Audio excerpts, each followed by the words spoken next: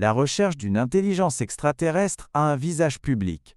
Les emblématiques radiotélescopes géants de SETI, écoutant patiemment un salut venu des étoiles. C'est une quête noble et ouverte. Mais le cosmos est vaste. Et un message radio n'est qu'une possibilité. Un signe d'intelligence bien plus profond serait la structure qu'elle construit, la marque qu'elle laisse sur son environnement. Et la recherche de cela est une chasse bien plus silencieuse. C'est une recherche qui se déroule non pas au grand jour, mais dans les archives numériques de nos plus grandes missions spatiales.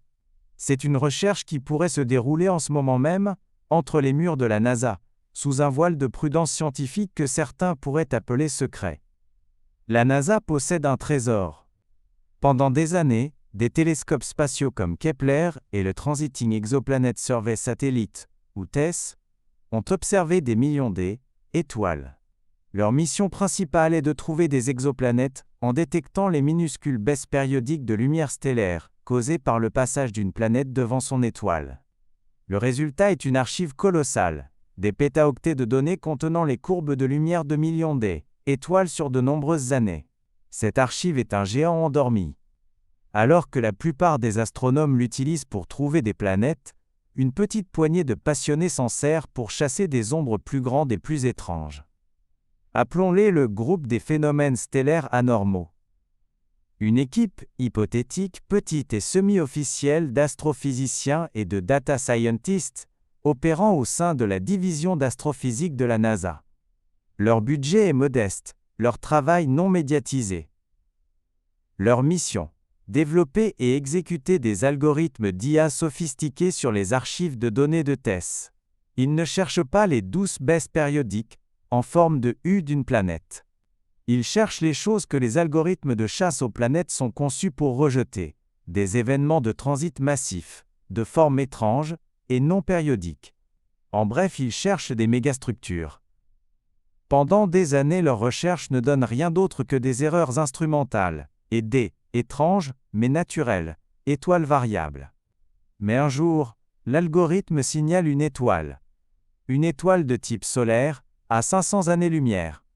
L'IA a trouvé une série d'événements de transit dans les données de TESS, qui ne ressemblent à rien de connu. L'équipe affiche la courbe de lumière, et un silence se fait dans la pièce. Les baisses de luminosité sont énormes, bloquant 20 à 30% de la lumière de l'étoile. C'est bien trop grand pour être une planète. Elles ne sont pas en forme de U. Elles ont un fond plat, indiquant un objet solide et opaque. Et leurs formes sont complexes, avec des motifs d'entrée et de sortie nets et anguleux, suggérant un objet à la géométrie complexe et non sphérique. Mais le détail le plus crucial est le suivant: les transits ne sont pas périodiques. Ils se présentent en un groupe chaotique sur quelques semaines, puis plus rien pendant des mois. Puis un autre groupe d'événements de transit, d'apparence complètement différente. Cela exclut tout type de corps en orbite simple. Une planète en désintégration pourrait causer cela, mais les transits semblent trop nets, trop structurés. L'équipe a trouvé un candidat de premier choix pour un essaim de Dyson en construction, ou un essaim avec une orbite très excentrique et complexe. Mais les données de TESS seules ne sont pas une preuve. C'est une ombre. Pour savoir ce qui la projette, ils doivent voir sa chaleur. L'équipe ne peut pas passer par les canaux standards. Une proposition publique d'observer une potentielle mégastructure extraterrestre provoquerait une tempête médiatique. Au lieu de cela, il rédige une proposition confidentielle, soigneusement formulée, au directeur de l'Institut des sciences du télescope spatial, demandant quelques heures de temps discrétionnaire du directeur sur le télescope spatial James Webb. La raison officielle invoquée est GEL, étude d'un obscurcissement stellaire inhabituel par du matériel circumstellaire. La proposition est acceptée. La demande est discrètement ajoutée au programme à long terme de Webb. Pour le monde extérieur, ce n'est qu'une observation de plus. Pour l'équipe, c'est tout. Le jour où les données de Webb arrivent est le jour où le monde change, même si personne ne le sait encore. Les résultats sont définitifs. Alors que Webb fixe l'étoile, il confirme la présence d'un excès infrarouge colossal. L'objet ou les objets bloquant la lumière de l'étoile ne sont pas froids et sombres. Ils sont chauds, brillants à une température de 350 Kelvin. Elle, équipe l'a trouvé.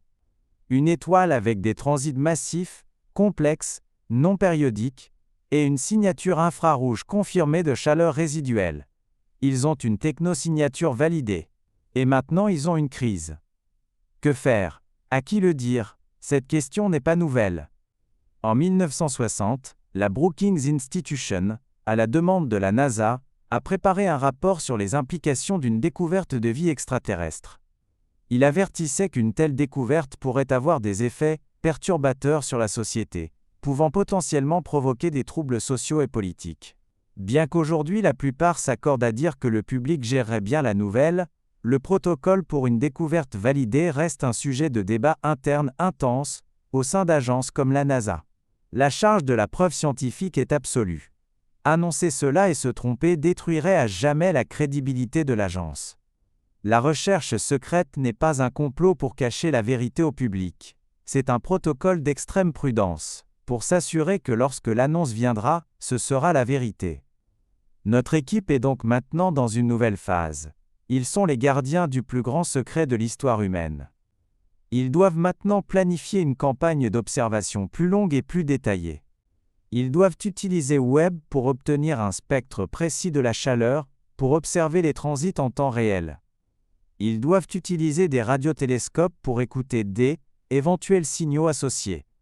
La chasse silencieuse a réussi, et maintenant, le travail secret de vérification commence, un processus qui pourrait prendre des années. La recherche de ces artefacts est en cours. Elle est menée par des scientifiques passionnés aux ressources limitées, armés d'algorithmes puissants et de vastes archives de données.